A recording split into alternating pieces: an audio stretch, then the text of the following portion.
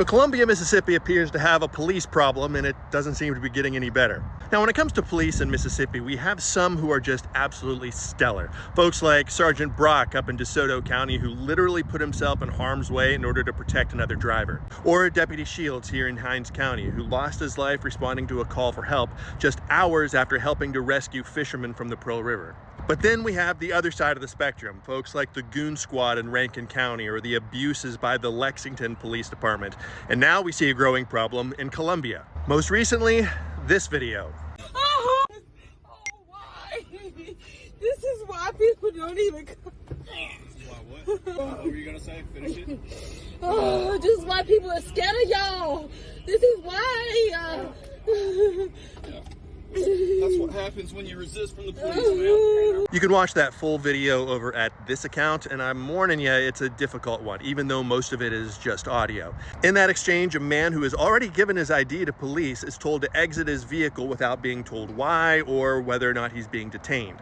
And when he questions that order, he's tased in the driver's seat, then thrown to the pavement. According to WDAM in Hattiesburg, the officer in question has been suspended without pay while the investigation is ongoing.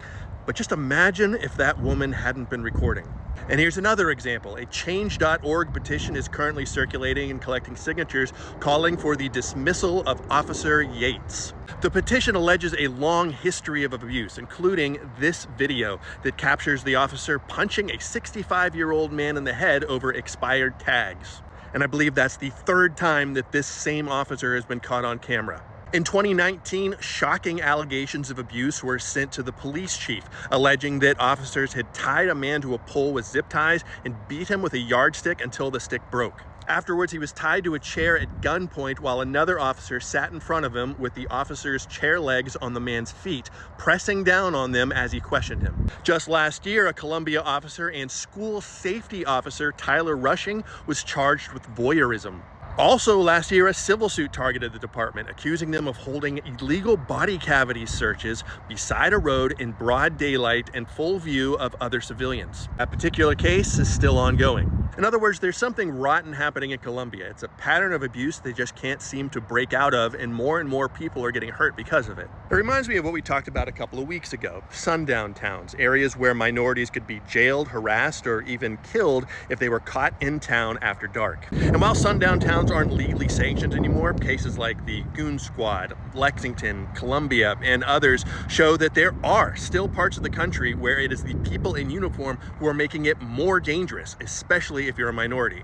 Law enforcement has a sacred duty. They take an oath to serve and to protect, and many take that very seriously, doing exactly that. And some pay the ultimate price. Then you have others whose unchecked rage, whose ego, whose tendency towards violence fly in the face of what they've sworn to do. It's like gangrene or sepsis, poisoning the departments from within and making it harder for the good men and women in uniform to do their jobs. Now, we did have two bills in our legislature earlier this session that could have helped address this problem. The bill would have addressed how some officers abused the privilege of their tasers, something that we have gotten national attention for. The absence of any sort of statewide policy means that there's nothing restricting officers from using those tasers how they want, on whom they want, as many times as they want.